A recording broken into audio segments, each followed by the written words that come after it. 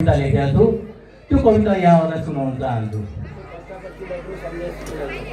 गुल्मी महिमा, यसको शीर्षक मैले राखेको हो गुल्मी महिमा। यो 7 गुण विकृत छन्दमा लेखिएको छ।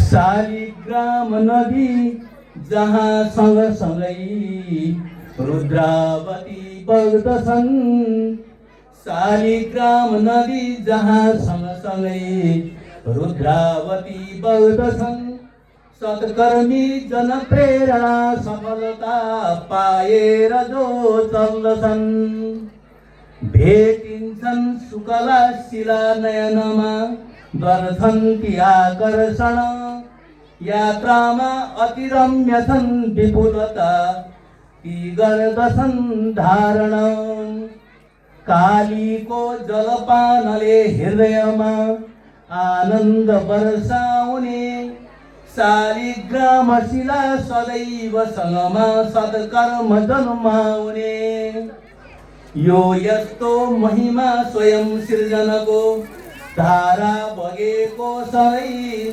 नेपाली जनको स्वभाव रचना गर्ने गरेको सधैँ, रेसुङ्गा ऋषि शृङ्गको छ महिमा पूर्वीय संस्कारमा, झुल्केको शुभ ज्ञानको छ गरिमा सौन्दर्य सद्भावना, छन् धेरै कृति रम्य छन् प्रकृति छन् प्राचीनता चुम्दछिन्, त्यस्तो उच्च विचारको सँगसँगै कृष्णा नदी घुम्दछिन्, गुल्मीको इतिहास कुल्छ सबमा आस्था र विश्वासमा, निद्रा खुल्छ बिहान ज्ञान रसिलो भाका पुरा साथमा, जो छन् सिप खुला हुने श्रमिक छन् आफ्ना कुरा राख्दछन्, पाखा पर्वत छन् सबै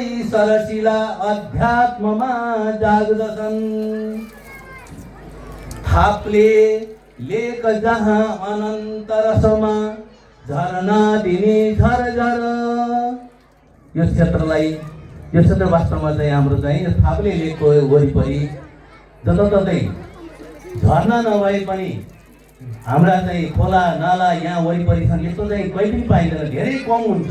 त्यसैले थाप्ले लेक जहाँ अनन्त रसमा झरना दिने झरझर, धेरै औषधि पाइने गिरी छ यो सौन्दर्य गुल्मी शिर, गुल्मी गौरव हो विचारसँग छन् भागात नयाँ खुल्दछन्, छन् आत्मानुभवी सुधारसँग छन् सन्मार्गमा चल्दछन्, शुद्धात्मा रहने पवित्र रचना गर्ने थलो भन्दछन्, आस्थाले सब ठाउँको विषयमा धेरै कुरा गर्दछन्, व्यक्तिन्छन् सब धारणा हृदयमा स्वच्छन्दता छन् यहाँ, भावी जीवनका विचारसँग छन् सौन्दर्य खोल्छन् जहाँ, गुल्मीको महिमा विचारसँगमा गाइन्छ उन्मुक्तमा, चाहे शिक्षितमा जाओस् रसिकको सौन्दर्यको साथमा, चाहे शासक बीच होस् कृषि कुरा